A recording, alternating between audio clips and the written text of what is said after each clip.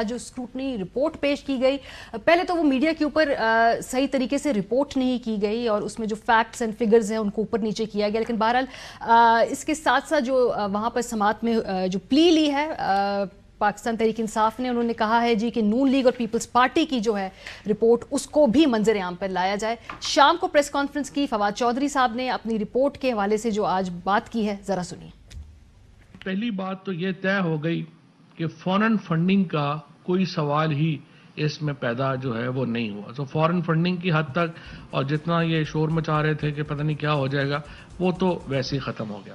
کہ ہم یہ چاہتے ہیں کہ یہ لوگوں کے سامنے ایک کمپیریزن رکھنے کے لیے پیپلز پارٹی اور پی ایم ایل این کے اکاؤنٹس کی بھی ساتھ ہی سکروٹنی ہونی چاہیے، ان کے اوپر بھی ایک کمپیریزن آئے۔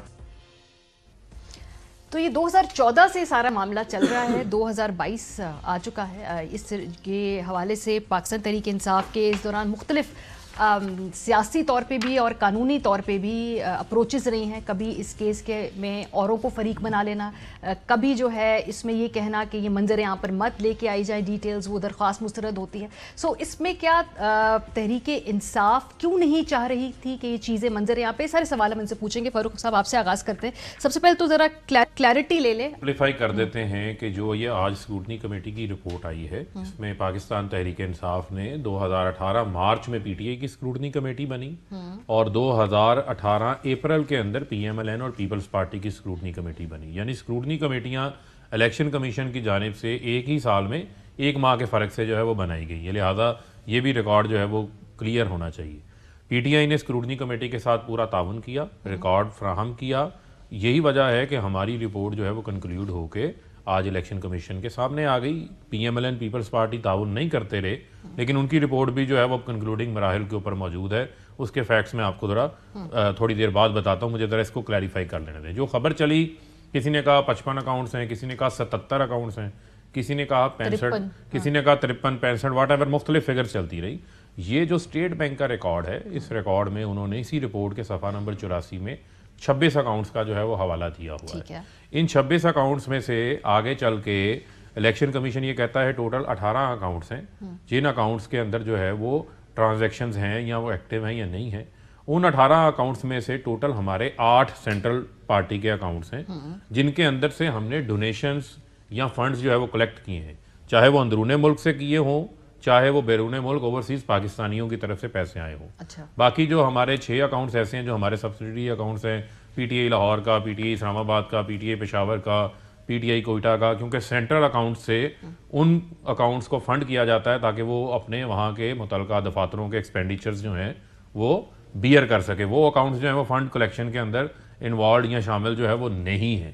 ان آج کی رپورٹ کے اندر کہیں نہیں لکھا ہوا جو ہمیں بار بار یہ کہا جاتا تھا کہ فارن فنڈنگ ہو گئی۔ فارن فنڈنگ کا مطلب یہ ہے کہ آپ نے بیرون ملک سے، کسی غیر ملک سے یا بیرون ملک کسی کمپنی سے پیسے لے لیے ہیں اور وہ پیسے آپ ملک مخالف ایجنڈا کے خلاف کام کر رہے ہیں۔ لہٰذا اس رپورٹ میں فارن فنڈنگ کے حوالے سے جو پروپیگنڈا تھا اکبر ایس بابر کا، پی ایم ایل این کا، وہ آج اس رپورٹ کو دیکھنے کے بعد دفن ہو جاتا ہے۔ ٹھیک ہے، دفن ہو گیا۔ اچھا، میرے پاس پوری اس کیس کی جو ہیئرنگ ہے یا جو مراحل ہے نا، اس کی ہسٹری موجود ہے۔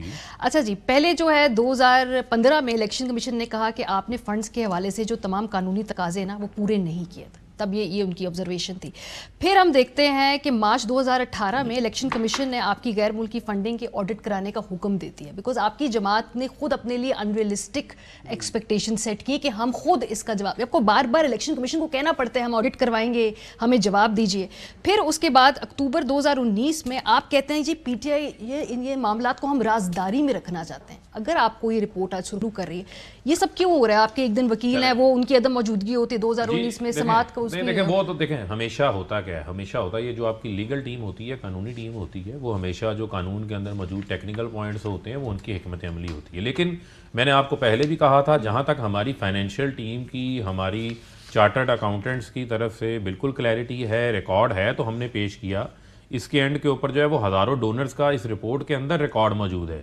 جو 1 ارب 33 کروڑ روپیہ جو ہے وہ ہم نے جمع کیا۔ یہاں تو جماعتیں جو ہیں وہ انٹرسٹ گروپ سے پیسے لے لیتے ہیں، ڈونرز ہوتے نہیں ہیں۔ ابھی میرے ساتھ پیپلز پارٹی کے رہنما ایک ٹی وی شو کے اوپر موجود تھے، تو وہ مجھے آف دا ریکارڈ کہہ رہے تھے، میں نے کہا یار آپ کے 35 کروڑ کا عطیات کا ریکارڈ نہیں مل رہا تو وہ ہنسنے لگ گئے. کہتے میں تو یہ آن ریکارڈ کہنا چاہتا ہوں کہ ہمیں 35 کروڑ کے عطیات کس نے دے دیے, یعنی ہم تو عطیات دینے کے جو ہے وہ مجھے یہ رازداری میں رکھنے کی جو پی ٹی آئی کی چار رازداری کا کوئی معاملہ یہ کیوں تھی؟ بیکاز اس سے لگتا ہے آپ کچھ چھپانا چاہ رہے ہیں, آپ کے پاس پورا حساب نہیں ہے. نہیں, یہ رازداری کا معاملہ نہیں ہے. معاملہ یہ ہے کہ جب اسکروٹنی کمیٹی کا عمل چل رہا تھا تو یہ اسکروٹنی کمیٹی نے ایک ایس او پی بنایا تھا کہ جو اسکروٹنی کمیٹی کی کارروائی ہے, چاہے وہ P M L N P T I کے کیسز ہوں چاہے وہ پی ٹی آئی کا کیس ہو, اس کو جو ہے وہ باہر ڈسکلوز نہیں کیا جائے گا. جب رپورٹ بن جائے گی, رپورٹ سب کے سامنے آ جائے گی. آج رپورٹ آ گئی ہے, پارٹیز کو کمنٹس کے لیے چار درخواستیں کیوں دائر کر رہے ہیں اس وقت؟ یہ ٹیکنیکلی کیونکہ آپ نے کہا کہ آپ کی ریکارڈ پاس تھا, یہ لائرز کی دیکھیں ہم وہاں سے اب بہت آگے آ چکے ہیں. 2019 2021 آج ہمارے سامنے رپورٹ موجود. اہم ترین خبریں اب ایک کلک کی دوری پر. ہر لمحہ باخبر رہنے کے لیے سبسکرائب کریں ہمارا یوٹیوب چینل. اپنے موبائل فون سے ملکی اور بین الاقوامی اہم خبروں تک رسائی کے لیے ڈاؤن لوڈ کیجیے موبائل ایپ. باموثوق ذرائع سے مصدقہ خبروں, تجزیوں اور تبصروں سے مستفید ہونے کے لیے وزٹ کیجیے پاکستان کی سب سے بڑی news website. ARY news پہنچا رہا ہے خبریں سب سے پہلے آپ تک, تاکہ آپ رہیں ہر لمحہ باخبر.